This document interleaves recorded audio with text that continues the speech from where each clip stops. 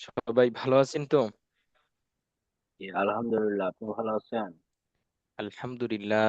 আল্লাহ তাআলা ভালো রাখছেন। হুজুর, গতকালকের ক্লাসের রেকর্ডিংটাও মনে হয় টেলিগ্রাম চ্যানেলে দেওয়া হয় নাই। আচ্ছা আচ্ছা, তাহলে এটা আমি আজকে দেয়া বলবো হয়েছে ইনশাআল্লাহ। ভাই, দেয়া হয়েছে ইউটিউব চ্যানেলে, শেয়ার দেওয়া হয়েছে, ইউটিউব চ্যানেলে লিংক দেওয়া হয়েছে। ও আচ্ছা, আমার ইউটিউব চ্যানেলের টেলিগ্রামে লিংকটা ওইটাই হচ্ছে খুঁজতেছি। ক্লাস। এখন থেকে ইউটিউব চ্যানেলে আপলোড দেওয়া হবে, ওইটার লিংক শেয়ার দেওয়া হবে ক্লাসের পরেই। আজকে ইনশাল্লাহ পাবেন। প্রতিদিন একটা, প্রতিদিন।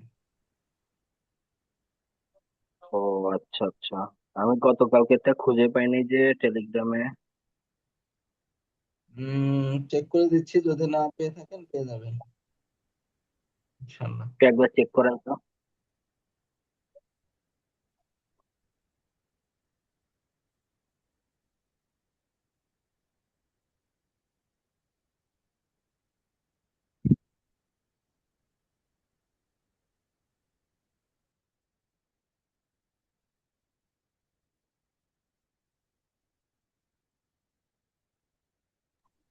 গত দিনেরটা নাই, দেয়া হয় নাই। ইউটিউবে আপলোড করা হয়েছে, এখানে লিংক দেওয়া হয় নাই, পেয়ে যাবেন ইনশাল্লাহ। দিয়ে দিচ্ছি। আচ্ছা, ঠিক আছে। আচ্ছা, যাই হোক, মাশাআল্লাহ, পেয়ে যাবেন ওইটা। ইনশাআল্লাহ দিয়ে দেওয়া হবে। যাক, গতকাল আমরা পড়েছিলাম হরকতের আলোচনা। কোরআনুল কারীমের মধ্যে অন্যতম একটি বিষয় হলো হরকতের আলোচনা। হরকত বলতে আমরা চিনি এক জবর, এক জের, এক পেশকে হরকত বলে। স্ক্রিনে দেখতে পাচ্ছেন? জি, দেখা যাচ্ছে। জি, এটা হচ্ছে, আমরা গতকাল পড়েছিলাম জবরের মস্ক, জেরের মস্ক, পেশের মস্ক। বলা হয়েছিল আপনারা কি করবেন, এটা এজরা করে আসবেন, অর্থাৎ পড়ে আসবেন। সাজিদ ভাই, বলতে পারবেন প্রথম লাইনটা?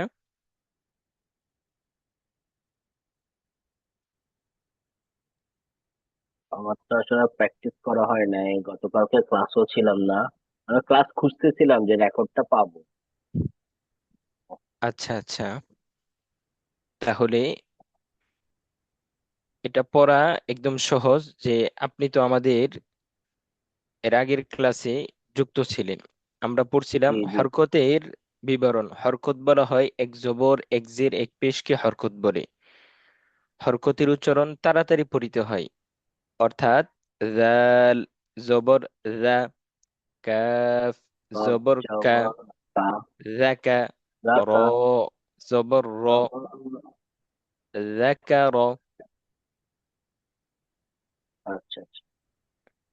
খ জবর খ, লাম জবর লা, খলা, কফ জবর ক, খলাক, খলাক।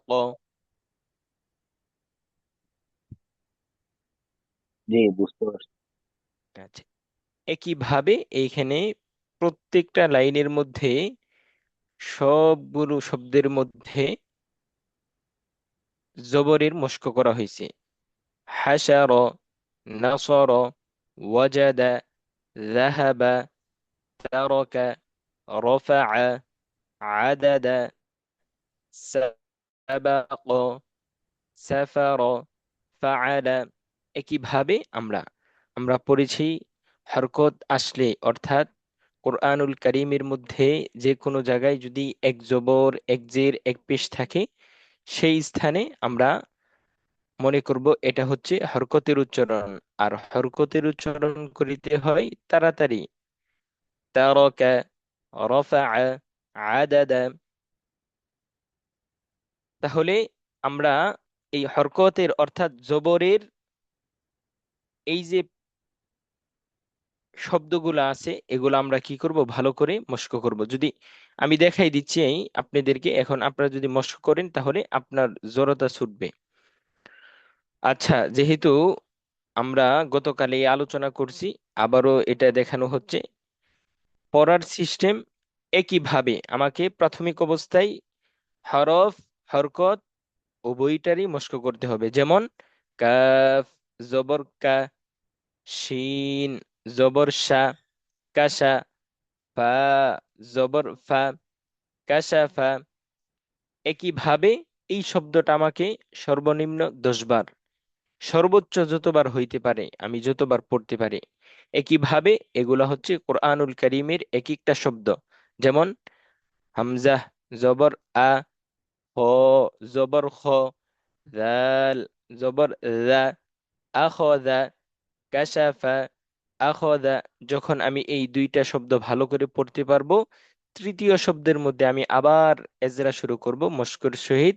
যেমন বা জবর বা, সদ জবর স, বা স, র জবর র, বা স র।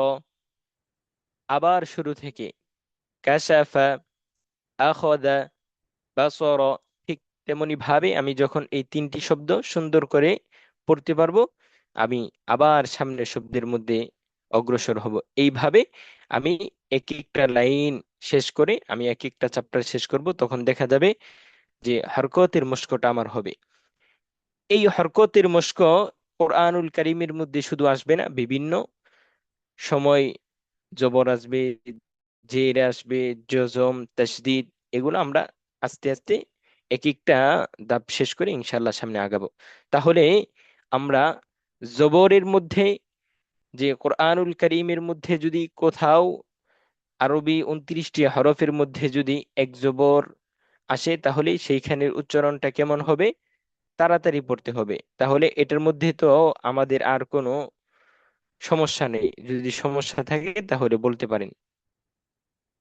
হুজুর, আমার আসলে সমস্যা হচ্ছে যে ওই যে ডাল, জাল, তারপরে মানে যেগুলা যে লাস্টে দিয়ে থাকে বা মাঝখানে থাকে যে এই হরফ তো চেঞ্জ হয়ে যাচ্ছে, মানে আকারটা চেঞ্জ হয়ে যাচ্ছে। তো এটা তখন আর চিনতে পারি না, মানে কনফিউজড হয়ে যায় আর কি, কোনটা দাল কোনটা জাল বা কোনটা র হবে, এরকম আচ্ছা একটা। আচ্ছা, এই বিষয় নিয়ে আমাদের আলোচনা হয়েছে। এই কোনটা দাল কোনটা দাল, এর জন্যই প্রাথমিক অবস্থায় আমি বলেছিলাম যে আমাদের কোরআনুল কারীম যদি আমি পড়তে চাই, শিখতে চাই, তাহলে আমাদের বেসিক প্রাথমিক 4টি ধারণা অবশ্যই রাখতে হবে। তার মধ্যে হচ্ছে হরফের পরিচয়।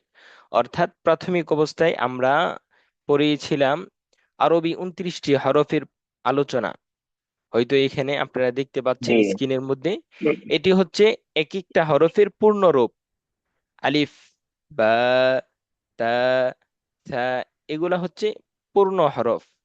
এখন এই 29টা হরফ চিনার পরে আমরা আলোচনা করেছিলাম মুরাক্কাবের, হ্যাঁ, অর্থাৎ মোরাক্কাবে যখন যায় হ্যাঁ, তখনই ওই এগুলা একটু ছোট হয়ে যায় তো, বা অন্যরকম আকার ধারণ করে তো, তখন মাথা আচ্ছা থেকে ছুটে যায় যে এটা এটা কি ছিল, এরকম একটা কনফিউশন হয়ে যায়। আচ্ছা, দেখেন এইখানে আপনি লক্ষ্য করেন যে মুরাক্কাবের বিবরণ এক হরফ অন্য হরফের সঙ্গে মিলিত অবস্থাকে মুরাক্কাব বলে। মুরাক্কাবের হরফ ডান মাথা অথবা নোক্তা দেখে চিনতে হবে। তাহলে আমরা 29টি হরফের মধ্যে হরফ শেখার পরে আমরা বলেছিলাম এই হরফগুলাকে আমরা দুই ভাগে বিভক্ত করি। একটি হচ্ছে নোক্তা ওয়ালা হরফ, আরেকটি হচ্ছে নোক্তা সারা হরফ। ঠিক। আচ্ছা, তাহলে মোরাক্কাব ঠিক তেমনি। তার মধ্যে আমরা মোরাক্কাবের হরফ হয়তো আমরা ডান মাথা দেখে চিনবো, অথবা নোক্তা দেখে চিনবো। তাহলে এইখানে দেখাচ্ছে, দেখেন, বা, তা, আহ, থা। এই বা আমি কেন চিনছি? যে বার নিচে এক নোক্তা, অর্থাৎ এইখানে একটা কথা আছে যে এক দাঁত দিয়ে 5টি অক্ষর হয়, অর্থাৎ হরফ হয়। একটা দাঁত কি? যে বার নিচে দেখেন এক নোক্তা, আর বার উপরে একটি দাঁত, অর্থাৎ এক দাঁত দিয়ে 5 হরফ হয়। তাহলে 5 হরফ কি? বা, তা, সা। তারপরে হচ্ছে দেখেন নুন, ইয়া। এই যে 5টি হরফ, এইখানে চেনার আলামত হলো যে আমরা এখানে অবশ্যই নোক্তা দেখে চিনব। অর্থাৎ যদি এক দাঁতের নিচে এক নোক্তা থাকে তাহলে আমরা চিনব, বা এক দাঁতের উপর দুই নোক্তা থাকলে সেই হরফটি হবে তা। আচ্ছা, এগুলা চেনার জন্য আমাদের বিস্তারিত আলোচনা চলে গেছে, সেটা হলো আমাদের পূর্ণ হরফ। এই যে দেখেন স্ক্রিনে দেখতে পাচ্ছেন, দেখেন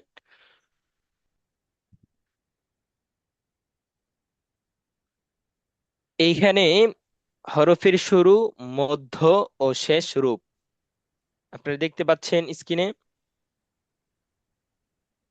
জি জি। আচ্ছা, এখানে লক্ষণীয় বিষয় হলো গুরুত্বপূর্ণ, আপনি যদি এগুলা চিনেন তাহলে আপনি কোরআনুল কারীমের প্রত্যেকটা হরফ, প্রত্যেকটা অক্ষর যে কোনো জায়গা থেকে, যে কোনো সূরা থেকে আপনি বলতে পারবেন। আর যদি আপনি হরফের মধ্যে যদি না চিনেন, হরফ যদি না চিনেন, তাহলে আপনি কোরআনুল কারীম পড়াটা আপনার জন্য কঠিন হবে। এই যে আপনি বলতেছেন যে কোনটা দাল, কোনটা ইয়া, কোনটা সদ হবে আমি চিনতে কষ্ট হচ্ছে, তাহলে তখন আপনি হরফ চিনবেন না, হরকতের এজরা করবেন না, গুণনা মদ এগুলা লক্ষ্য করবেন। তাহলে আমাদের শুরুর পড়াটা যদি সুন্দর করে হয়, তাহলে আমরা যখন হরকতের আলোচনার মধ্যে যাব, জজমের আলোচনার মধ্যে যাব, তানভিনের আলোচনার মধ্যে যাব, তখন আমাদের জন্য কোরআনুল কারীম পড়াটা সহজ হবে। আচ্ছা, এখানে আবার লক্ষ্য করেন, যারা আছেন সবাই একটু লক্ষ্য করেন, আবার আমি পিছনের কথাই বলতেছি। এইখানে আলিফ দেখতে পাচ্ছেন, পূর্ণ আলিফ বলা হয়, এটা হচ্ছে পূর্ণ হরফ, অর্থাৎ আমরা বলি পূর্ণ আলিফ।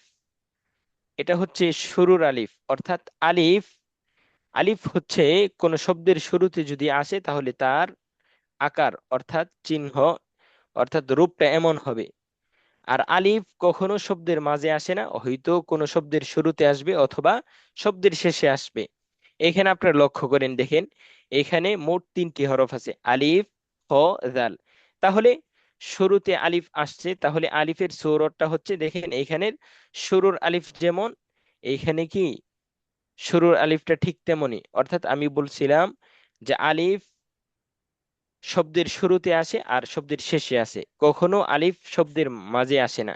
ঠিক তেমনি যদিও কখনো শব্দের মাঝখানে আসে তাহলে সেটা পৃথক হয়ে যাবে, যেমন এখানে আছে কফ, আলিফ, আলিফের পরে এখানে হচ্ছে অন্য হরফ মিলিত হয় না, অর্থাৎ আলিফ শব্দের শুরুতে আসে অথবা শেষে আসে। যদিও শেষে আসে তাহলে সেটা আলাদাভাবে আসে, কোনো হরফের সাথে মিলিত হয় না। আর যদি আলিফ কোনো হরফের সাথে মিলিত হয়, সেটা আলিফ আর আলিফ থাকে না, সেটা লাম আমি হয়ে যায়। নাম নাম। এটা বুঝছেন? জি জি। আচ্ছা, তাহলে ঠিক তেমনি ভাবে এইখানে হচ্ছে বা, এটা হচ্ছে পূর্ণ বা। আমরা 29টি হরফের মধ্যে পড়ছি যে আলিফ বা, তাহলে এই হরফটির নাম হচ্ছে বা, এটা হচ্ছে পূর্ণ হরফ। যদি এই বাটা কোনো শব্দের শুরুতে আসে তাহলে তার সূরতটা এইরকম হবে, যে কোনো শব্দের শুরুতে। যেমন দেখেন এইখানে দুইটি হরফ আছে, যেমন বা, লাম, তাহলে শব্দের শুরুতে আসার কারণে বার অর্থাৎ শুরুর বাটা এইরকম, ঠিক এইখানে শুরুর বাটা ঠিক সেম এইরকমই আসছে, অর্থাৎ তার সুরটা হয়েছে এইরকম। যদি বা যদি কখনো শব্দের মাঝখানে আসে, দেখেন এখানে তিনটি হরফ আছে, তা, বা, আইন। তাহলে দেখেন আমরা পড়ছি কি পূর্ণ, আ, পূর্ণ বা, শুরুর বা, মাঝের বা, শেষের বা। যদি শব্দের শুরুতে বা আসে তাহলে তার সূরতটা এইরকম হবে, যদি শব্দের মাঝখানে আসে তাহলে বার সূরতটা এইরকম হবে, যদি কোনো শব্দের শেষে বা আসে তাহলে তার সূরতটা এইরকম হবে। তাহলে শুরুর শব্দ দিয়ে এখানে বুঝাইছে, তাহলে শুরুর বার সাথে, অর্থাৎ শব্দটা ঠিক আছে, অর্থাৎ শুরুতে বাটা তার শুরুর বা দিয়েই শুরু হয়েছে, এইখানে আমরা বা চিনতে পারছি। হ্যাঁ, চিনতে পারছি। আচ্ছা, তাহলে মাঝখানে যে শব্দটা আছে এইখানে দেখেন সেটা হচ্ছে মাঝে, অর্থাৎ আলিফটি মাঝখানে নিয়ে আসছে, তাহলে এই আলিফটা হচ্ছে মাঝের, মাঝের বা, অর্থাৎ আমরা বার আলোচনা করতেছি, এই বাটা হচ্ছে মাঝের বা। এরপরে হচ্ছে দেখেন শেষের শব্দের মধ্যে শুরুতে লাম, হা, বা, অর্থাৎ এইখানে কোন বা, এটা শুরুর বা না মাঝের বা না শেষের বা? আপনারা বলেন তো এখানে কোন বা আসছে? শেষের বা। শেষের বা। মাশাআল্লাহ, সুন্দর হয়েছে। তাহলে এইরকম ভাবে যদি আমি বুঝে সামনে আগাই, তাহলে আমার হরফের মধ্যে আর কোনো সন্দেহ থাকবে না। অর্থাৎ সামনে যে কোনো হরফ আসুক, অর্থাৎ মোরাক্কাব দুই বা ততোধিক শব্দ নিয়ে, সর্বনিম্ন হচ্ছে দুইটি শব্দ নিয়ে মোরাক্কাব হয়, সর্বোচ্চ জয় হরফ হইতে পারে। অর্থাৎ আমরা এখানে একটা, দেখেন, মোরাক্কাব দেখতে পাচ্ছেন এইখানে, একবারে এইখানে, অর্থাৎ আরবি 29টি হরফ থেকে 22টি হরফ মোরাক্কাব হয়। জি, দেখা যাচ্ছে। এই 22টি হরফের মোরাক্কাব, অর্থাৎ এইখানে বা থেকে ইয়া পর্যন্ত, আর বাকি 7 হরফ মোরাক্কাব হয় না। আচ্ছা, তাহলে আমরা পড়তেছিলাম বা। তা ঠিক তেমনি, যে এটা হচ্ছে পূর্ণতা, শুরুর তা, মাঝের তা, শেষের তা। এখন আপনাদের কাছে প্রশ্ন হচ্ছে, এইখানে 3টি হরফ আছে, তা, র, কাফ। তাহলে এই তাটা কোন তা? শুরুর তা না মাঝের তা না শেষের তা? শুরুটা। শুরুর তা, মাশাআল্লাহ। তারপরে শব্দের মধ্যে দেখেন তো তা আছে কিনা। মাঝের। আচ্ছা, মাঝের তা। আচ্ছা, তারপরে শব্দের মধ্যে দেখেন তো কোনো বা হরফ আছে কিনা। হ্যাঁ, মাঝখানে। মাঝখানে, এটা শুরুর বা না মাঝের বা না শেষের বা? মাঝের বা। মাঝের বা। মাশাআল্লাহ, এই তো সুন্দর হয়েছে। তাহলে আপনারা যদি এইরকম ভাবে একটু লক্ষ্য করেন, তাহলে আপনারা 29টি হরফই কি করতে পারবেন, চিনতে পারবেন। আচ্ছা, ঠিক সার ক্ষেত্রে ঠিক তেমনি, পূর্ণ সা, শুরুর সা, মাঝের সা, শেষের সা। অর্থাৎ সা, মিম, র, কাফ, সা, এইখানে হচ্ছে মাঝের সা নিয়ে আসছে। তারপরে হচ্ছে শেষের শব্দটা শুরুর সা, তারপরে হচ্ছে লাম, আবার শেষের সা। আচ্ছা, এরপরে দেখেন তো এই হরফটির নাম কি বলেন তো। জি। জিম। জি। জিম। জি। আচ্ছা,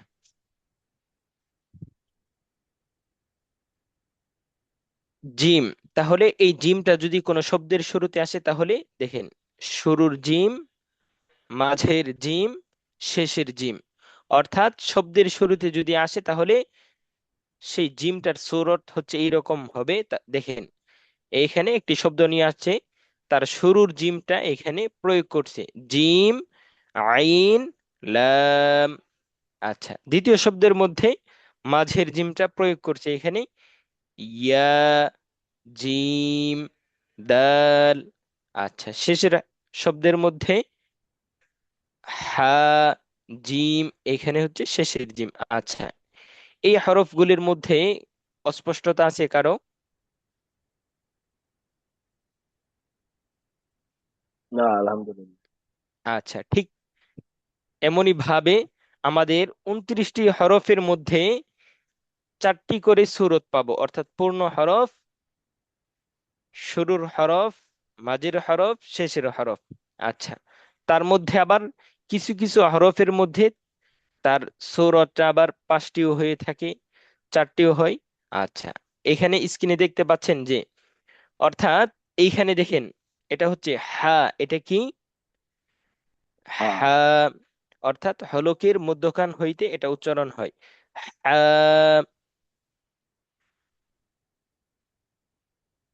আহ। আচ্ছা, দেখেন, হা, এটা হচ্ছে শুরুর হা। এই হার মাথা দিয়ে আমরা 3টি হরফ শিখতে পাই। অর্থাৎ এই হার উপরে যদি আমি একটি নোক্তা দেই, তাহলে সেই হাটা আর হা থাকবে না।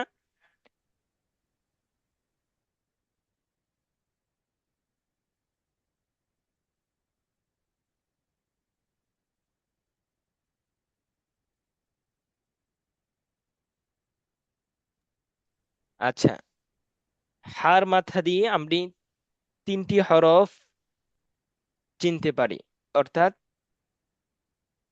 হার উপরে যদি একটি নোক্তা থাকে, তাহলে সেই হা আর হা থাকবে না, সেটাই খ হয়ে যাবে।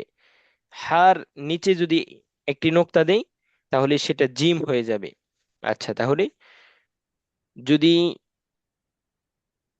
কোন শব্দের শুরুতে হা আসে তাহলে তার সূরাটা শুরুর হা, মাঝের হা, শেষের হা। আচ্ছা, আমি যে এখানে স্ক্রিনে এই স্ক্রিনটা দেখতে পাচ্ছেন, এখানে তিনটি জি, হরফ আছে। একজনে বলেন তো এখানে কোন হাটা আছে? মাঝে থা। মাঝের হা। মাশাল্লাহ মাশাল্লাহ। আচ্ছা, তারপরে হরফ হচ্ছে নুন, কাফ, হা। এইখানে কোন হা? শেষে। শেষের হা। আচ্ছা, তাহলে এইরকম ভাবে আপনারা কি করবেন? রিভিশন দিবেন। রিভিশন দিলে আশা করি আপনারা কি করবেন, পারবেন। আচ্ছা, তার মধ্যে এই হরফগুলোর মধ্যে যেগুলার সূরত 5টি হয়। আচ্ছা দেখেন,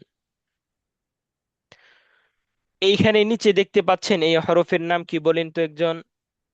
আই। আইন। আই। আচ্ছা, আমরা বলছিলাম 29টি হরফ উচ্চারণের ক্ষেত্রে আমাকে সহিশুদ্ধভাবে যদি আমি বলতে চাই তাহলে আমাকে সেটার মধ্যে মদ গুণা প্রয়োগ করতে হবে। তার মধ্যে কোরআনুল কারীমের মধ্যে আমরা জানি পড়তে গেলে যে কিছু কিছু মদ অর্থ টেনে পড়া, অর্থাৎ 29টি হরফের মধ্যে কিছু কিছু হরফ আছে এক আলিফ টান হবে, কিছু কিছু হরফ 4 আলিফ টান হবে। তার মধ্যে অন্যতম একটি হরফ হচ্ছে আইন। এই হরফটি 4 আলিফ টান হবে। আচ্ছা, তাহলে এটা হচ্ছে পূর্ণ আইন, শুরুর আইন, মাঝের আইন, শেষের আইন। আচ্ছা দেখেন এইখানে আইনটা হচ্ছে শেষের আইন দুই ভাবে আসছে, অর্থাৎ কখনো শব্দের শেষে সূরাটা এইরকম হবে, আবার কখনো শব্দের শেষে সূরাটা এমন হবে। অর্থাৎ এইখানে দুইটা প্রয়োগ হইতে পারে। বেশিরভাগ প্রথম, অর্থাৎ আমি যে স্ক্রিনে ধরছি দেখেন, এইটাই বেশিরভাগ শব্দের শেষে কি হয়, প্রয়োগ হয়। আর এটা সচরাচর কমই হয়, ব্যবহার হয়। আচ্ছা তাহলে দেখেন, শব্দের শুরুতে শুরুর আইন নিয়ে আসছে, আইন, বা, সিন, বা। আচ্ছা, এরপরের হরফ কি? আই। আইন, অর্থাৎ উম, এটা কোন আইন? মাঝের আই। মাঝের আইন। মাশাআল্লাহ। আচ্ছা, এরপরের হরফ কি? তা। তা। আচ্ছা, এটা কোন তা? শুরুর তা, না মাঝের তা, না শেষের তা? শেষের তা। মাশাআল্লাহ মাশাআল্লাহ, এই তো সুন্দর হইতেছে। আচ্ছা, এরপরের হরফ বলেন তো কি কি হরফ আছে এখানে? ই। শুরুর জিম, মাঝের মিম, শেষের আই। আইন। আচ্ছা, এটা বুঝতে পারছেন তো? এতটুকু পারবেন? আচ্ছা, ঠিক 5টি হরফের মধ্যে বলছিলাম, অর্থাৎ 5টি সূরত হয়, তার মধ্যে আইন, গইন। আচ্ছা, তার মধ্যে আবার এই 29টি হরফের মধ্যে 5টি সূরত আসে হচ্ছে আরেকটি হরফের মধ্যে।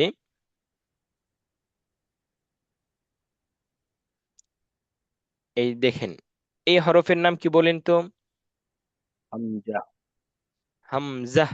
আচ্ছা, এই হামজা। হরফের নাম কি? এটা হচ্ছে পূর্ণ হামজা। এটা কি? পূর্ণ হামজা। যদি শব্দের শুরুতে হামজা আসে তাহলে সূরাটা হবে এমন, যদি শব্দের মাঝে আসে তাহলে তার সূরতটা এমন হবে। আচ্ছা, এটা হচ্ছে খুব গুরুত্বপূর্ণ বিষয়। ইয়ার উপরে হামজা, আবার আলিফের উপরে আবার হামজা। তাহলে আমরা সবচেয়ে সমস্যার সম্মুখীন হই, ইয়ার উপরে যে এখানে হামজা, এখানে যদি জবর বা জের পেশ থাকে তাহলে অনেকেই আমরা এটা হামজা পড়বো না ইয়া পড়বো, এটা নিয়ে আমরা অনেকেই চিন্তার মধ্যে পড়ে যাই। তাহলে মূলত হচ্ছে শব্দের শেষে যখন হামজা আসে তখন হয়তো এই হামজাটা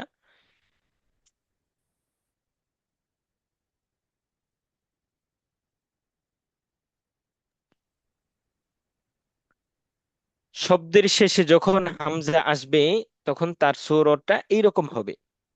তখন আমরা ইয়া পড়বো না, এটাকে ইয়াও বলবো না, আলিফও বলবো না, এটা হচ্ছে হামজা। এটা বুঝতে পারছেন সবাই? জি। আচ্ছা। আচ্ছা, এরপরে দেখেন, এটা হচ্ছে সুর। এরপরে কি বলেন তো, হরফের নাম কি? হামজা। আচ্ছা, এটা কোন হামজা? শুরুর হামজা, নামাজের হামজা, না শেষের হামজা? মাঝরাম। এটা না, শুরুর। এটা শুরুর হামজা। জি জি। আচ্ছা, আরিফুল ইসলাম ভাই বুঝতেছেন? হ্যাঁ হুজুর, বুঝতেছি। আচ্ছা আচ্ছা। আচ্ছা এরপরে আচ্ছা। হচ্ছে কি এরপরে বলেন তো? হচ্ছে কি বলেন তো? আহ, এরপরে আহ ইয়া, পরের হরফটা ইয়া। পরের হরফ কি পরের ইয়া? হরফ কি ইয়া? মানে শুরুর হামজা, মাঝের হামজা, শেষের হামজা। এরপর না হচ্ছে। না, দেখেন আমি না না, কোথায় দেখেন আমি ইসকি কোথায় রাখছি, দেখেন। রাখছি, এটা দেখেন। হচ্ছে এটা হচ্ছে দ্বিতীয় দ্বিতীয় দ্বিতীয় শব্দের দ্বিতীয় মধ্যে, দেখেন শব্দের তো। মধ্যে, দেখেন তো। হামজা, ওয়াও, লাম, হামজা, কাফ। কাফ। কা- আচ্ছা, মাশাআল্লাহ মাশাআল্লাহ, সুন্দর মাশাআল্লাহ, হয়েছে। মাশাআল্লাহ, সুন্দর হয়েছে। তাহলে তাহলে আমরা হচ্ছে আমরা হচ্ছে হামজার হামজা। 5টি সূরত এইখানে দেখতে পেলাম। অর্থাৎ কোরআনুল কারীমের মধ্যে যদি শেষের যেই সূরতটা এইরকম ভাবে যদি কোরআনুল কারীমের মধ্যে আসে, তাহলে সেটার মধ্যে আমরা ইয়া পড়বো না, সেটা হচ্ছে হামজা, অর্থাৎ শেষের হামজা। এখানে 2টা সূরত। আচ্ছা, তার মধ্যে আবার দেখেন এইখানে হা, এটা হচ্ছে গুল হা। এটা এটার মধ্যে 4টি সূরত, 4 রকমের। আমরা হয়তো অনেকে ভুল করি এটার মধ্যে। দেখেন, এটা হচ্ছে পূর্ণ হা। এই হাটা আবার কখনো শব্দের শেষে ব্যবহৃত হয়, আবার এই পূর্ণ হাটা শব্দের শেষেও ব্যবহৃত হয়। আচ্ছা, এটা হচ্ছে পূর্ণ হা। শুরুর হা শব্দের শুরুতে আসলে তার সূরতটা এইরকম হবে। যদি এই হাটা আবার শব্দের মাঝখানে আসে, তাহলে তার সূরতটা এইরকম হবে। যদি এই হা আবার শব্দের শেষে আসে, তাহলে তার সূরতটা এইরকম হবে। আচ্ছা, তাহলে আমরা যদি এই হরফগুলা সাথে যদি আমরা পরিচিত হই, অর্থাৎ শুরুর হরফ, মাঝের হরফ, শেষের হরফ, এগুলার সাথে যদি আমাদের মোটামুটি যদি ভালো করে পরিচিত হইতে পারি, তাহলে কোরআনুল কারীমের মধ্যে আমরা হরফ চিনতে আর আমাদের ভুল হবে না। আচ্ছা, মোটামুটি আশা করা যায় আজকের এই পড়ার দ্বারা আমাদের যেই দুর্বলতা ছিল সেটা কেটে গেছে। আরো কারো কোনো তো সমস্যা আছে থাকলে বলতে পারেন। একটু দাল জাল এগুলো আরেকটু ক্লিয়ার করে দিলে ভালো হয়। আচ্ছা আচ্ছা, দাল জাল। আচ্ছা দেখেন, দাল জাল রাজা। র, রানা শব্দটা মূলত হবে র। র র র র। আচ্ছা দেখেন, রাজা। এইখানে দেখেন, এটা হচ্ছে পূর্ণ দাল। পূর্ণ দাল। আচ্ছা, এটা হচ্ছে শুরুর দাল। শব্দের শুরুতে যদি দাল আসে, তাহলে তার সুরটা হচ্ছে এইরকম। আচ্ছা, হরফের মতোই হবে। হ্যাঁ হ্যাঁ, পূর্ণ হরফের মতোই হবে। শব্দের যদি মাঝে আসে, তাহলে তার সুরটা এইরকম হবে। দেখেন, শুরুর দাল আর পূর্ণ দাল, এই দুইটা যদি শব্দের শুরুতে আসে, সেম একই তার সুরটটা হবে। আবার মাঝের দাল, শেষের দাল, তার যদি সুরটটা যদি সে যদি ওই হরফটি যদি শব্দের মাঝে অথবা শেষে আসে, তাহলে তার সুরটটা একই। তাহলে দাল দাল উভয়টির ক্ষেত্রে একই সুরত। আচ্ছা, আপনি এইখানে কি করতেছেন? এইখানে মনে হয় আপনার সমস্যা হচ্ছে। দেখেন, আপনাকে আরেকটা বিষয় দেখাইলে হয়তো আপনার ক্লিয়ার হবে বিষয়টা। আচ্ছা, এইখানে দেখেন যে, দেখেন 6টি হরফ শুধু ডান দিকের হরফের সঙ্গে মোরাক্কাব হয়। অর্থাৎ ডান দিকের হরফের সাথে মোরাক্কাব হয়। কয়টি হরফ? 6টি। 6টি। বাম দিকের হরফের সাথে এগুলা কি হয় না, মোরাক্কাব হয় না, শুধু ডান হ্যাঁ, দিকের হরফের সাথে মোরাক্কাব হয়। তার মধ্যে হচ্ছে দাল, জাল, র, জা, ওয়াও, আলিফ।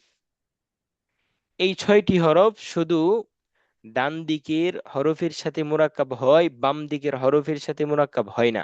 অর্থাৎ ডান দিকের হরফের সাথে, অর্থাৎ দালের শুরুতে যে কোনো হরফ থাকে, তাহলে সেটা মোরাক্কাব হবে। দালের শুরুতেও কিন্তু দালের পরে কোনো হরফ কি হয় না, মোরাক্কাব হয় না। এটা শুধু হয়। ডান দিকের হরফের সঙ্গে মোরাক্কাব হয়। আচ্ছা, আর হামজা, ডান বাম কোনো দিকেই এই হরফটি কি হয় না, মোরাক্কাব হয় না। হয় না। আচ্ছা, আশা করি এই দাল জাল র জা ওয়াও আলিফের এই সমস্যাটা আপনার সমাধান হবে।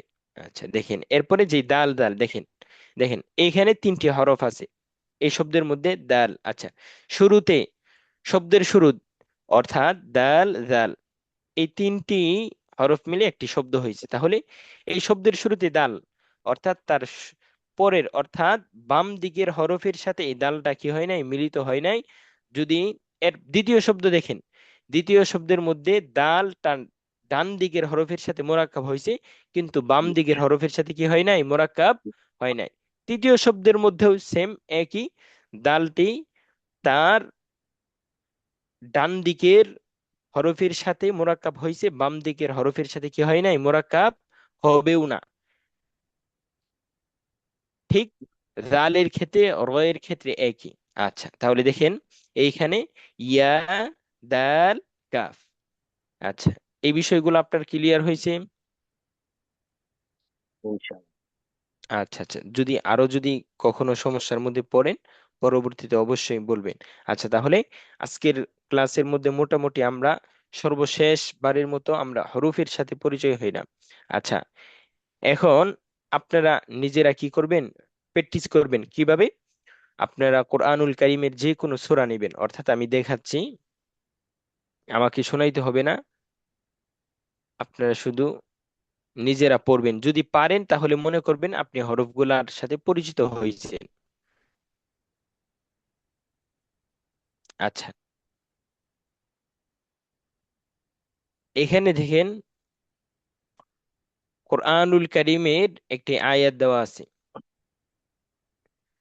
আপনি যদি এই হরফগুলো যদি পড়তে পারেন, যেমন হামজা, লাম, মিম, তা, র, হামজাহ, নুন, আলিফ, লাম, লাম, হা, ইয়া, সিন, জিম, দাল, লাম, হা, মিম, নুন, ফা, ইয়া, আলিফ, লাম, মিম, সিন, মিম, আলিফ, ওয়াও, আলিফ, তা, একইভাবে যদি আপনি এইরকম ভাবে সুন্দর করে পড়তে পারেন তাহলে আপনি বুঝতে পারবেন যে আপনি হরফের সাথে পরিচয় হয়েছেন।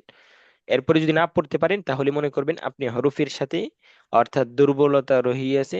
এর জন্য আপনাকে পড়তে হবে কি, এইভাবে মস্ক করতে হবে, যে আপনি যদি এটা ভালো করে মস্ক করেন তাহলে আশা করি আপনার হরফগুলা চেনা হয়ে যাবে। মস্ক করবেন কিভাবে, যে প্রত্যেকটা হরফ 1 থেকে 2 বার বা 5 বার যদি পড়েন তাহলে আশা করা যায় আপনার এটা দুর্বলতাটা কেটে যাবে। যেমন পূর্ণ দাল, শুরুর দাল, মাঝের দাল, শেষের দাল, এরপরে শব্দের সাথে প্রয়োগ করবেন, দেখবেন দাল, হ, লাম। তাহলে এখানে কোন দাল আসছে, শুরুর দাল না মাঝের দাল, এটা আপনি ভালো করে কি করবেন, লক্ষ্য করবেন। আচ্ছা তাহলে আমরা এতক্ষণ হরফের শুরুর হরফ, মাঝের হরফ, শেষের হরফ নিয়ে আলোচনা করলাম। আচ্ছা, দ্বিতীয় হিসাবে আমাদের পড়া থাকবে হচ্ছে জবর, জের, পেশ, এগুলাকে হরকত অর্থাৎ হরকতের আলোচনা। মোটামুটি গতকাল হরকতের কিছু পড়া আমাদেরকে অর্থাৎ আমরা পড়েছিলাম শব্দ আকারে। আর এখানে সবচেয়ে গুরুত্বপূর্ণ বিষয় হলো যে এটা যদি আমি হরফগুলা চিনি তাহলে এই শব্দগুলো আমি আমার পড়তে পারবো। আচ্ছা, তাহলে আমরা কি হরকতের আলোচনা করতে পারি? জি, আচ্ছা জি, তাহলে আমরা আজকের পড়া থাকবে, আমরা কি করব, যে হরকতের আলোচনা নিয়ে আমরা পড়ব। অর্থাৎ কিভাবে পড়ব, একজনে আমাকে শোনান তো কিভাবে পড়বেন, আমি শুরুতে আপনাদেরকে বলে দিয়েছিলাম।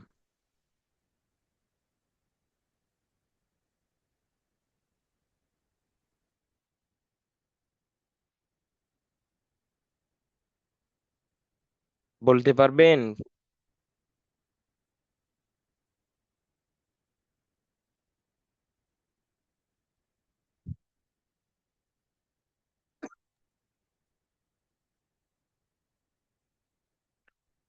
আচ্ছা, আরিফুল ইসলাম ভাই বলতে পারবেন কিভাবে পড়বেন? তো হুজুর এই যে জাকার, খলাক, প্রাথম হাসাদা। প্রা- প্রাথমিক অবস্থায় কিভাবে পড়বেন? জাল জবর জা, কাফ জবর কা, যাকা, র জবর র, যাকার।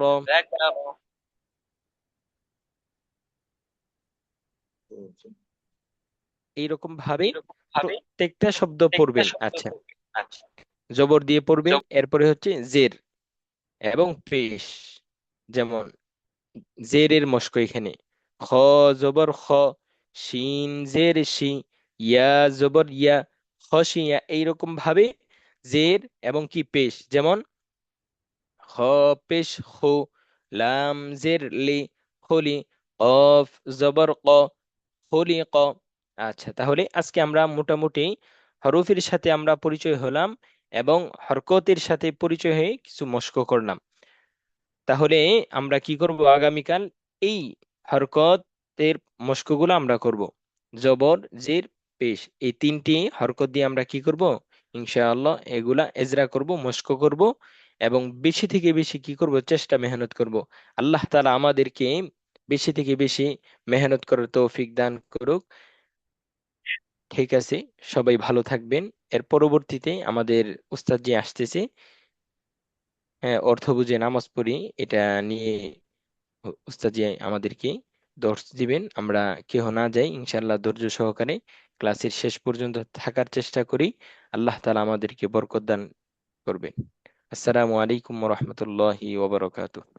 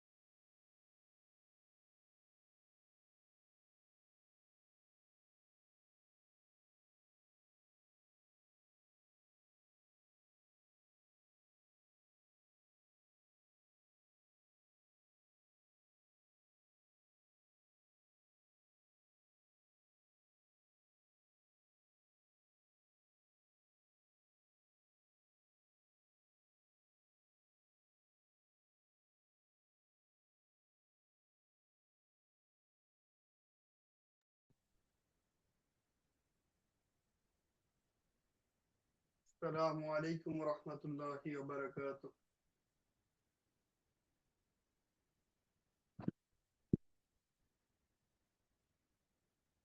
السلام عليكم ورحمة الله وبركاته. ভাইরা শুনতে পাচ্ছেন আমার কথা?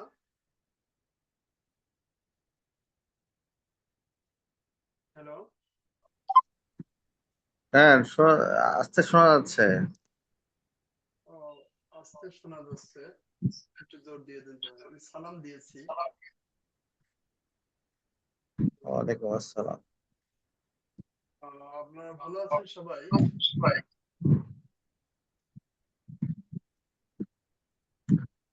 হুজুর কথা অনেক আস্তে শোনা যাচ্ছে।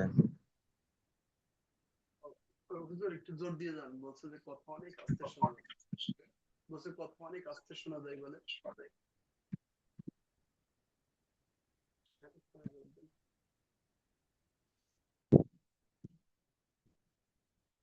হুজুর ওই যে হেডফোনের মাথাটা একটু সামনে নেন আপনি।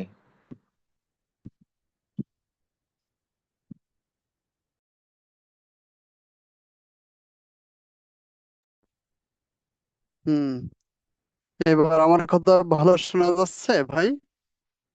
হ্যাঁ, এখন শোনা যাচ্ছে। মাশাআল্লাহ। তো সবাই ভালো আছেন তো?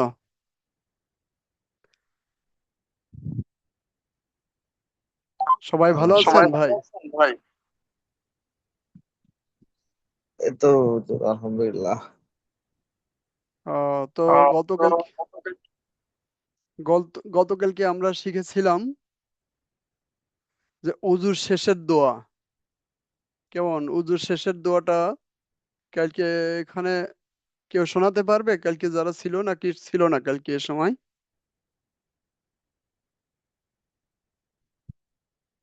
হ্যালো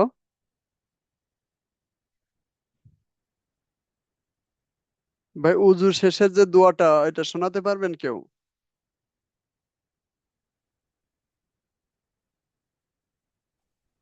হুজুর, বলবো আমি। জি বলেন। আশহাদু আল্লা ইলাহা ইল্লাল্লাহু ওয়াহদাহু লা শারীকা লাহু ওয়া আশহাদু আন্না মুহাম্মাদান আবদুহু ওয়া রাসূলুহু। আমি এইটুকু বলি খালি হুজুর, আবার এখানে তো আরো আছে। মাস আল্লাহুম্মা হ্যাঁ, আচ্ছা, পরের আলনি। টুক ঠিক আছে, তাহলে আমি ওইটুকুর সাথে পরের টুকু পড়ে তর্জমা করে দিচ্ছে গতদিনকে, এটা কেমন? আচ্ছা আচ্ছা। আশহাদু আল্লা ইলাহা ইল্লাল্লাহু, সবাই পড়েন। আশহাদু আল্লা ইলাহা ইল্লাল্লাহু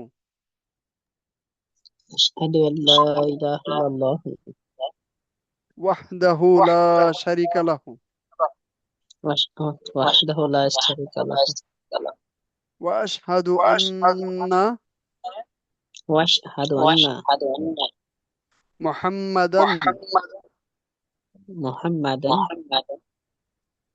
আবদুহু ওয়া রাসূলুহু। আবদুহু ওয়া রাসূলুহু। এটা আছে কালেমায় শাহাদাত। হ্যাঁ, তারপরে হুজুর দুয়ার শেষ অংশটা হচ্ছে আল্লাহুম্মা জাআলনি, পড়েন আল্লাহুম্মা জাআলনি, আল্লাহুম্মা আলনি। মানে আল্লাহুম্মা এর মিমটা দিয়ে জিমটা স্পর্শ করবে, যে আল্লাহুম্মা জাআলনি। আল্লাহুম্মা জাআলনি। আরো দুইবার বলেন। আল্লাহুম্মা জাআলনি। আল্লাহুম্মা জাআলনি। হ্যাঁ, মাশাআল্লাহ। তাহলে আল্লাহুম্মা জাআলনি মিনাত তাওয়াবিনা, বলেন। আল্লাহুম্মা জাআলনি মিনাত তাওয়াবিন। মিনাত তাওয়াবিনা। মিনাত তাওয়াবিনা। হ্যাঁ, তাহলে আল্লাহুম্মা জাআলনি মিনাত তাওয়াবিনা আল্লাহুম্মা জাআলনি মিনাত তাওয়াবিনা ওয়াজআলনি ওয়াজআলনি ওয়াজআলনি ওয়াজআলনি মিনাল মুতাতাহহিরিন। মিনাল মুতাতাহহিরিন না হিরিন হুজুর? হিরিন মিনাল মুতাতাহহিরিন। মিনাল মুতাতাহহিরিন তাহহিরিন। মিনাল তাহহিরিন। তাহলে শব্দটা ছিল মূলত মুতাতাহ, মানে ওই হাঁটা দুইবার উচ্চারণ হবে। হ্যাঁ, মুতাতাহহিরিন। মুতাতাহহিরিন। হ্যাঁ, মাশাআল্লাহ, এবার হয়েছে। তাহলে আমি আরেকবার পড়ি, আপনি সাথে পড়েন। আল্লাহুম্মা জাআলনি আল্লাহুম্মা জাআলনি মিনাত তাওয়াবিনা মিনাত তাওয়াবিনা মিনাত তাওয়াবিনা মিনাত তাওয়াবিনা ওয়াজআলনি ওয়াজআলনি মিনাল মিনাল মুতাতাহহিরিন। মুতাতাহহিরিন। মাশাআল্লাহ, সুন্দর হয়েছে। এখন একবার তর্জমা পড়ে আমি সামনে যাব, কেমন? ইনশাআল্লাহ। তো তর্জমাটা কি? তর্জমা হচ্ছে আশহাদু ইনশাআল্লাহ। আন। আশহাদু মানে আমি সাক্ষ্য দিচ্ছি, তাহলে আশহাদু আন, আমি সাক্ষ্য দিচ্ছি যে, পড়েন আশহাদু আন, আমি সাক্ষ্য দিচ্ছি যে, আশহাদু আন। জি, লা মানে নেই, হুজুর, আশহাদু আশহাদু আল্লাহ না? না, ওই যখন আনের সাথে লামটা যুক্ত করে দেওয়া হবে, তখন ওই লামটা দুইবার উচ্চারণ করতে হবে, তখন নুনটা আর উচ্চারণ হবে না। কেমন বাংলায় যুক্ত বর্ণ আছে না, ওই সিস্টেমের। জি জি। কেমন? তাহলে এই যে নুন, এই নুনটার পরে যে লাম আছে, লা, এই এই নুনের পরে, নুন সাকিনের পরে যদি লা থাকে, তাহলে একবারে আল্লাহ এরকম উচ্চারণ হয়, নুনটা আর উচ্চারণ হয় না। তা কেমন? আর যখন আমরা একসাথে পড়বো তখন হবে আশহাদু আল্লাহ, আর যখন আলাদা পড়বো আশহাদু আন লা। কেমন? তাহলে যুক্ত করে দিলে আশহাদু আল্লাহ। আন লা হবে। হ্যাঁ, যখন আলাদা পড়বো, যেরকম আশহাদু, আমি সাক্ষ্য দিচ্ছি যে আন, এ কথার লা নেই, কিন্তু এটা যখন একসাথে পড়বো তখন পড়বো আশহাদু আল্লাহ। চিন্তা করছেন? মানে নুনটা এক্ষেত্রে দুইটা একসাথে উচ্চারণ করার সময় নুনটা কি হবে না, লা। উচ্চারণ হবে না। ও, তাহলে একসাথে পড়ি, আশহাদু আল্লাহ, পড়েন, আশহাদু আল্লা ইলাহা ইলাহা ইল্লাল্লাহু ইল্লাল্লাহু ওয়াহদাহু ওয়াহদাহু লা শারীকা লাহু। লা শারীকা লাহু। এই পর্যন্ত তর্জমা আছে। তর্জমা হচ্ছে যে আশহাদু আল্লাহ, আমি সাক্ষ্য দিচ্ছি যে নেই, ইলাহা অর্থাৎ ইলাহ নেই, অর্থাৎ মাবুদ নেই, ইল্লাল্লাহু আল্লাহ ছাড়া। কেমন? হবে। তাহলে পুরা বাক্যের অর্থ হচ্ছে যে আমি সাক্ষ্য দিচ্ছি যে নিশ্চয়ই, এই আন দ্বারা আবার অনেক সময় তাকিদ বুঝায়, তাহলে আমি সাক্ষ্য দিচ্ছি যে নিশ্চয়ই আল্লাহ ব্যতীত কি নেই, কোনো ইলাহ নেই। তাহলে প্রথম বাক্যটার অর্থটা একবার বলেন তো। আমি সাক্ষ্য দিচ্ছি যে নিশ্চয়ই আল্লাহ ব্যতীত কোনো ইলাহ নাই। নেই। তাহলে এই প্রথম বাক্যটার অর্থ গেল। তারপরের অর্থ বাক্যটা হচ্ছে ওয়াহদাহু। ওয়াহদাহু অর্থ ওয়াহদাহু। তিনি এক। এই হাটা আছে না এক। শেষে গোল হা, এই হাটার জি জি মার্জা আছে আল্লাহর দিকে নিসবত দিছে। কেমন? যে ওয়াহদাহু জি। তিনি এক, লা শারীকা লাহু তার কোনো কি নেই, লা শরিক শারীক, নাই। কোনো শরীক নেই। তাহলে ওয়াহদাহু লা শারীকা লাহু, এবং আমি ওয়াহদাহু আরো লা সাক্ষী, শারীকা লাহু। তার কোনো শরিক নেই, তিনি একক। কেমন? হুম, তারপরে তাহলে পুরো অর্থ হচ্ছে যে আমি সাক্ষ্য দিচ্ছি যে আল্লাহ ব্যতীত কোনো ইলাহ নেই, তিনি এক এবং একক, তার কোনো শরিক নাই। পরবর্তী অংশ আছে ওয়া আশ, ওয়া মানে কি আমি আরো সাক্ষ্য দিচ্ছি, ওয়া দ্বারা বাংলায় এবং বোঝায়। কেমন? তাহলে আচ্ছা আচ্ছা। ওয়া, ওয়া মানে কি আমি আরো সাক্ষ্য দিচ্ছি, ওয়া, ওয়া আশহাদু, এবং আমি আরো সাক্ষ্য দিচ্ছি আন্না, এ কথার যে। কেমন? এই আন দ্বারা এ কথা যে এরকম বুঝাই, বাংলায় আমরা যেভাবে ব্যবহার করি আর। তাহলে ওয়া আশহাদু আন্না, আমি আরো সাক্ষ্য দিচ্ছি যে মুহাম্মাদান, মুহাম্মদ সাল্লাল্লাহু আলাইহি সাল্লাম, আবদুহু তার বান্দা, ওয়া রাসূলুহু এবং তার রাসূল। তাহলে এই বাক্যটার অর্থ একবার শুনে আপনি এবার বলবেন, ওয়া আশহাদু আন্না মুহাম্মাদান আবদুহু ওয়া রাসূলুহু, এবং আমি আরো সাক্ষ্য দিচ্ছি যে মুহাম্মদ সাল্লাল্লাহু আলাইহি সাল্লাম তার বান্দা ও রাসূল। বলেন তো দ্বিতীয় বাক্যটার অর্থ। ওয়াশহাদু আন্না মুহাম্মাদান আবদুহু ওয়া রাসূলুহু। হুম, এবং আমি আরো সাক্ষ্য দিচ্ছি যে জি, নিশ্চয়ই মুহাম্মদ সাল্লাল্লাহু আলাইহি সাল্লাম আল্লাহর বান্দা ও রাসূল। মাশাআল্লাহ। তাহলে প্রথম অংশটা, দুয়ার প্রথম অংশটা আমরা শিখলাম। তাহলে দুয়ার পরবর্তী অংশের অর্থটা আমরা শিখি। আল্লাহুম্মা আজআলনি, জাআলা আল্লাহুম্মা শব্দের অর্থ, আজআলনি। জাআলা শব্দের অর্থ বানানো। কেমন? আর আমাকে বানাও মানে আজআলনি।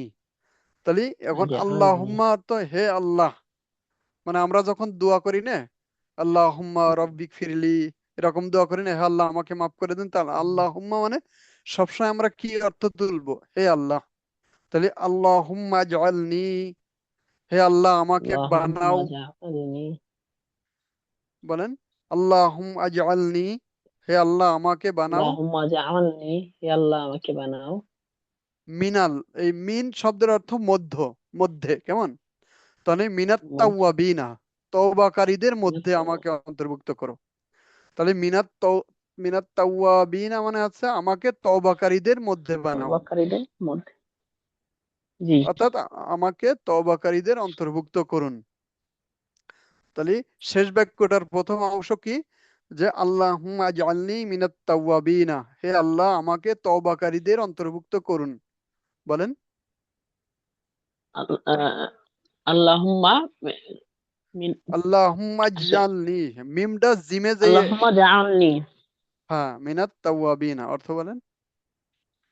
মিনাত তাওয়াবিনা, হুম হে আল্লাহ আমাকে বানাও হুম তওবাকারীদের হ্যাঁ, তার মানে আমাকে অন্তর্ভুক্ত তওবাকারীদের অন্তর্ভুক্ত বানাও। বানাও। আর শেষের অংশ ওয়াজআলনি, এবং আমাকে বানাও। এই ওয়া বনে বনে এবং বলছিলাম না, জি ওয়াজআলনি জি মানে বাবা। এবং আমাকে বানাও। বলেন ওয়াজআলনি, ওয়াজআলনি হ্যাঁ, ওয়াজআলনি মানে এবং আমাকে বানাও মিনাত মুতাতাহিরিন, পবিত্রতা মিনাত অর্জনকারীদের মুতাত্তাহিরিন, মধ্যে, পবিত্র অর্জন হ্যাঁ পবিত্রতা অর্জনকারীদের মধ্য থেকে আমাকে একজন বানাও। পবিত্রতা কেমন? অর্জনকারীদের মধ্যে আমাকে একজন বানাও। তার অর্থ, পুরা বাক্যের অর্থ হচ্ছে হ্যাঁ আল্লাহ আমাকে তওবাকারী এবং পবিত্রতা অর্জনকারীদের অন্তর্ভুক্ত করুন। কেমন? এর হে পুরা বাক্যের আল্লাহ, অর্থ এটা। আমাকে হে আল্লাহ তওবাকারী আমাকে তওবাকারীদের তওবাকারী এবং এবং উম, মিনাত পবিত্রতা পবিত্রতা অর্জনকারীদের অর্জনকারীদের মধ্যে মধ্যে মধ্যে অন্তর্ভুক্ত করুন।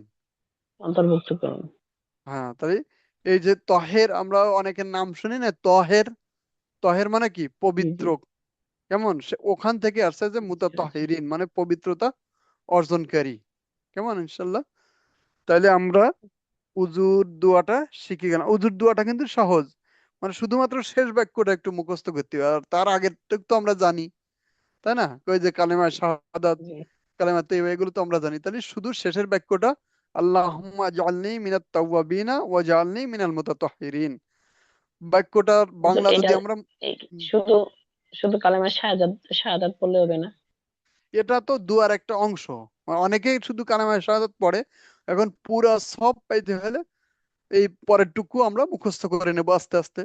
তবে ও আচ্ছা আচ্ছা হুজুর, আরবি, আমি তো খালি এটাই পড়তাম আর কি, আর যে আজকে আপনি বললেন আর কি, আজকে সমস্যা জানলাম নেই, আর কি। সমস্যা না ভাই, এইটুকু মুখস্থ করবেন, শুধু বাংলাটা মনে রাখলে আপনি আরবিটা অটোমেটিক জানবেন, যে হ্যাঁ আল্লাহ আমাকে পবিত্রতা অর্জনকারী এবং তওবাকারীদের অন্তর্ভুক্ত করুন। শুধু এই মুক্ত বাক্যটার করুন। আরবিটা জানলেই হয়ে যাচ্ছে একটা দোয়া। কেমন? আচ্ছা আচ্ছা ঠিক হুজুর, আছে ইনশাআল্লাহ ইনশাল্লাহ, ইনশাআল্লাহ। এই কয়েকবার প্র্যাকটিস করলে হয়ে যায়। তাহলে আমরা এখন আজকে মসজিদে প্রবেশের দোয়াটা এবং তার অর্থটা শিখবো ইনশাল্লাহ। কেমন? ইনশাআল্লাহ এটাও ইনশাআল্লাহ। দেখেন সহজ, যে বিসমিল্লাহি ওয়াসসালাতু والصلاة ওয়াসসালামু আলা والسلام রাসূলিল্লাহ। বলেন বিসমিল্লাহি بسم الله والصلاة والسلام على رسول الله রাসূলিল্লাহ। رسول الله। মানে এই আলা শব্দ আছে না, আলা শব্দের পরে পরবর্তী যে বাক্য থাকে, যে শব্দটা থাকে, ওই বাক্যের শেষের শব্দে জের হয়, লিল্লাহ। দেখছেন লামজের লি। তাহলে জি মিন, লিল্লাহ। মিন, আলা, এগুলো শব্দের পরে কি হয়? পরবর্তী শব্দটা কাসরা হয়, কাসরা মানে জের হয়। أسرع. তাহলে জি। তাহলে প্রথম অংশটা মুখস্থ করি, যে বিসমিল্লাহি ওয়াসসালাতু ওয়াসসালামু আলা রাসূলিল্লাহ।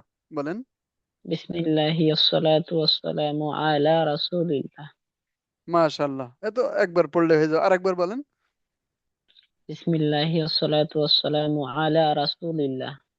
মাশাআল্লাহ, তাহলে দুয়ার প্রথম অংশটা হয়ে গেল। আর জি। তারপরে অংশ আল্লাহুম্মা ইফতাহলি, اللهم ওই এর আগে যেরকম اللهم আল্লাহ, افتح لي। এর আগে আমরা যেরকম আল্লাহুম্মা আজআলনি, মিমটা যে জিমটাকে ধরছিল না না, এখন মিমটা যে ফাটাকে ধরবে, অর্থাৎ আল্লাহুম্মা ইফতাহলি। বলেন اللهم افتح لي أبواب رحمتك। মাশাআল্লাহ, আপনি তো আগেই মনে আছে মুখস্থ আছে আপনার, তাই না? মাশাআল্লাহ এটা তো মাশাআল্লাহ। হ্যাঁ, হুম, এটা তো মুখস্থ, মসজিদে তো সবসময় যেতে হয়, এটা তো এই জন্য হ্যাঁ করে হ্যাঁ, তাহলে রাখছি আগে। এই এটা তো মুখস্থ অবশ্যই তো আছে, দরকার। এখন আমরা একটু শুদ্ধভাবে করবো যে জি আল্লাহুম্মা জি, শুদ্ধ ফতাহলি, দরকার। আল্লাহুম্মা আল্লাহুম্মা ফতাহলি আফতাহ লি, আল্লাহুম্মা আবওয়াবা আফতাহ লি আবওয়াবা রহমাতিক। রাহমাতিক।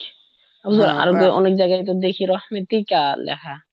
ওই শেষের শব্দে যদি জবর থাকে ওইটাকে উচ্চারণ না করলেও হয়, ওইটা সাধারণত উচ্চারণ করে না। কেমন, যদি এর পরে আবার কোনো শব্দ থাকতো না, তখন আবার এই কাটা জি জি, উচ্চারণ করতো। এটা আফতাহ বুঝতে লি পারছেন? আবু। তাহলে জি আবওয়াবা হুজুর। রহমাতিক, এই কাপ পর্যন্ত আবু উচ্চারণ করে, আর আবওয়াবা রাহমাতিক। এই পর্যন্ত উচ্চারণ করলেই হচ্ছে। বাকি এর পরে আরো যদি শব্দ থাকতো তখন রহমাতিকা বলে পরের বাক্যে যাওয়া লাগতো। কেমন, তাহলে আচ্ছা, দোয়াটা আমাকে শোনান তো। মসজিদে প্রবেশের দোয়া। হ্যাঁ, বলেন। বিসমিল্লাহি ওয়াসসালাতু ওয়াসসালামু আলা রাসূলিল্লাহ। হ্যাঁ, আল্লাহুম্মা আফতাহ লি আবওয়াবা রাহমাতিক। আল্লাহুম্মা মাশাআল্লাহ। আফতাহ লি হ্যাঁ, আবওয়াবা রাহমাতিক। মাশাআল্লাহ। এই যে তাহ, এই হাটা এমন ভাবে উচ্চারণ করব যাতে আমার কি গলা দিয়ে বাতাস বের হয়। আল্লাহুম্মা তাহলি রহমাতিক, আল্লাহুম্মা দেখছেন? আফতাহ লি। হ্যাঁ, হুজুর এরকম হালকা। আল্লাহুম্মা আফতাহ লি। হ্যাঁ, তাহলি ঠিক আছে, আপনার হাটা উচ্চারণ হচ্ছে। ঠিক এই হাটা যখনই দেখবেন না, গলাটা একটু চাপিয়ে হালকা বাতাস বের হবে। হ্যাঁ, আল্লাহুম্মা আফতাহ লি আবওয়াবা হ্যাঁ, রাহমাতিক। হ্যাঁ, ঠিক আছে। তাহলে এর আমরা তর্জমাটা শিখে নিয়ে ছোট মাসালায় যাব। কেমন, ইনশাল্লাহ গুরুত্বপূর্ণ আজকে কয়েকটা মাসালা শিখবো। তাহলে তর্জমা হচ্ছে যে বিসমিল্লাহি, তাহলে আল্লাহর নামে। বিসমিল্লাহ অর্থ কি? আল্লাহর নাম। কেমন, আল্লাহর নামে। ইসিম জি, শব্দের অর্থ কি? নাম। তাই এর সাথে নাম। যেহেতু আল্লাহর নামের সাথে এই হিসেবে বা আসছে। কেমন, তাহলে বিসমিল্লাহি, যে আল্লাহর বিসমিল্লাহি, নামে প্রবেশ আল্লাহর করছি। নামে প্রবেশ করছি। বিসমিল্লাহি, আল্লাহর নামে প্রবেশ করছি, মানে বিসমিল্লাহ বলে আমি কি করছি এটা উজ্জ আছে। কেমন, দিলে দিলে এটা জি, আমার আছে। তাহলে বিসমিল্লাহি, আমি আল্লাহর নামে প্রবেশ করছি। ওয়াসসালাতু আসসালামু আলা রাসূলিল্লাহ, আমি আল্লাহর নামে প্রবেশ করছি এবং সকল দুরুদ ও সালাম আল্লাহর রাসূল সাল্লাল্লাহু আলাইহি সাল্লামের উপর কি বর্ষিত হোক। আলা মানে উপর।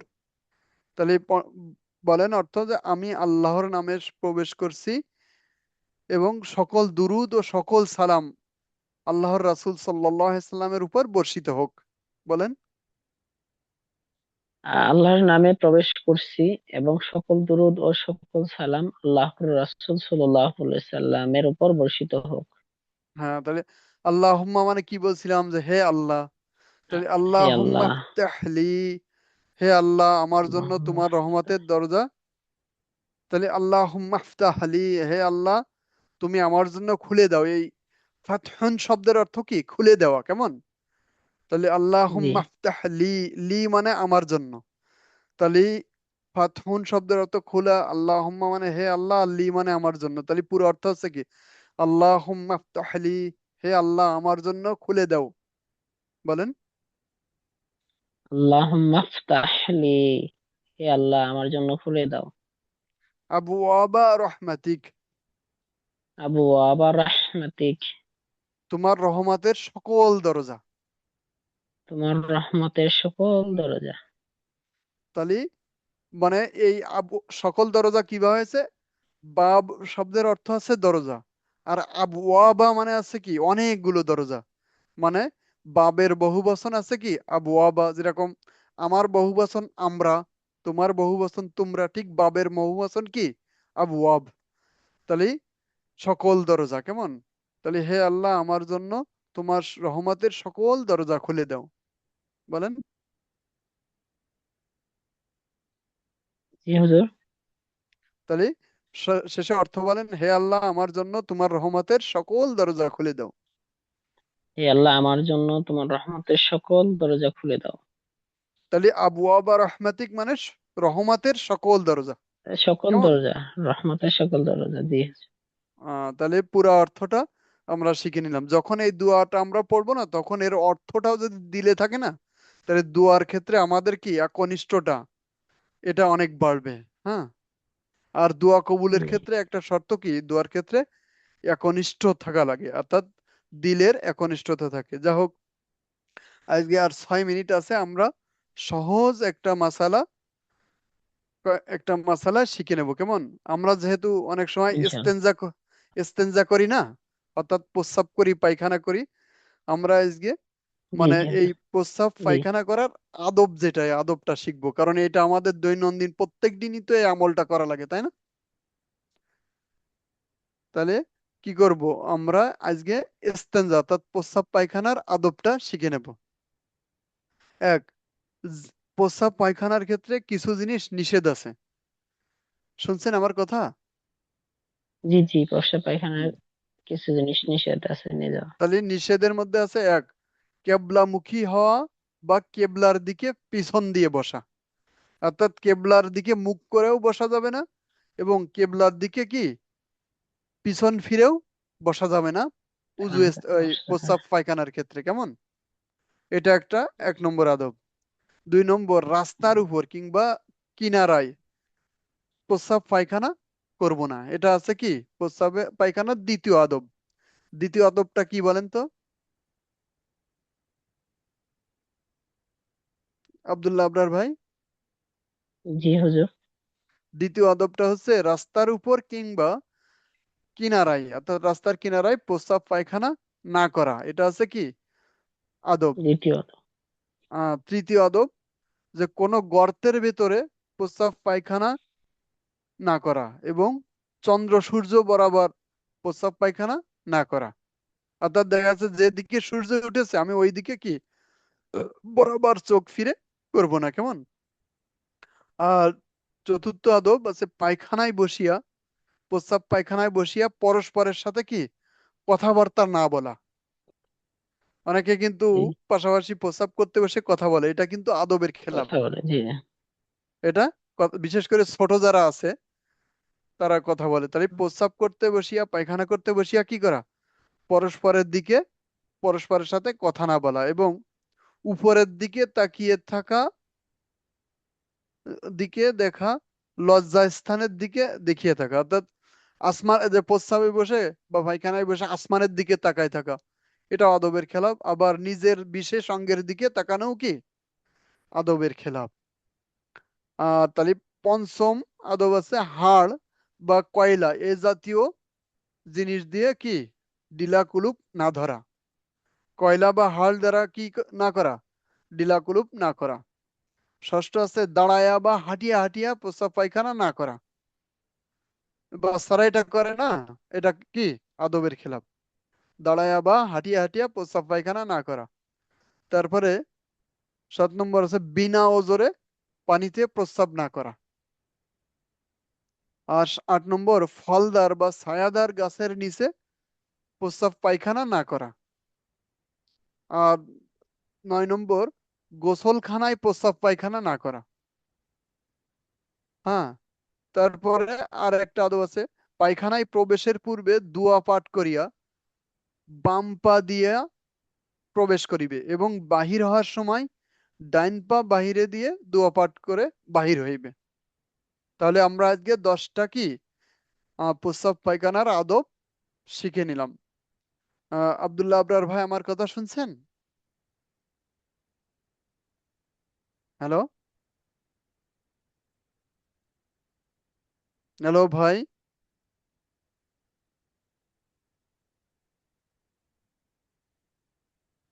হ্যালো আব্দুল্লাহ আবরার ভাই।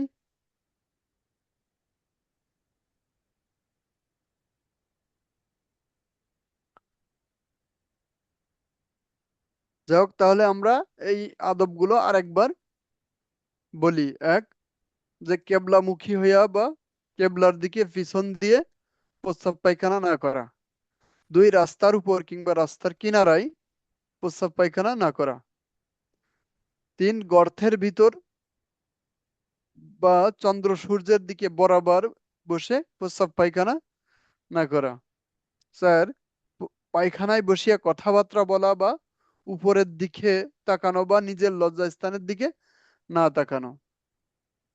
তারপর হাড় বা কয়লা দিয়া প্রস্রাব প্রস্রাব বা পায়খানার পরে কুলুপ না ধরা। দাঁড়ায়া অথবা হাঁটিয়া হাঁটিয়া প্রস্রাব পায়খানা না করা। আর বিনা ওজরে পানিতে প্রস্রাব পায়খানা না করা। আর ফলদার বা ছায়াদার গাছের নিচে পায়খানা প্রস্রাব না করা এবং গোসলখানায় প্রস্রাব পায়খানা না করা। এবং শেষ আদব, যখন আমরা পায়খানায় প্রবেশ করব দোয়া পড়ে বাম পা দিয়ে প্রবেশ করব, এবং যখন ওই প্রস্রাব পায়খানা শেষ হবে তো ডাইন পা বাইরে দিয়ে দোয়া পড়ে আমরা বাহির হব। ঠিক আছে তো ভাই, ইনশাআল্লাহ? ইনশাআল্লাহ। তাহলে তাহলে এই আদবগুলো আমরা, যেহেতু আমরা নিয়মিতই উযু ইস্তেনজার বিষয় হয় প্রস্রাব পায়খানা, তাহলে এই আদবগুলো আমরা ইনশাআল্লাহ স্মরণে রাখবো। তো আজকে এই পর্যন্ত ইনশাআল্লাহ। আগামীকালকে আবার বসা হবে ইনশাআল্লাহ কিছু অর্থ সহ নামাজের। ইনশাআল্লাহ আগামীকাল থেকে সূরা মাস সূরার সাথে সূরার তরজমা ইনশাআল্লাহ কালকে শুরু হবে, সূরা ফাতিহা থেকে। তো আজকে এই পর্যন্ত ইনশাআল্লাহ। কেমন? আসসালামু আলাইকুম ওয়া রাহমাতুল্লাহি ওয়া বারাকাতুহু।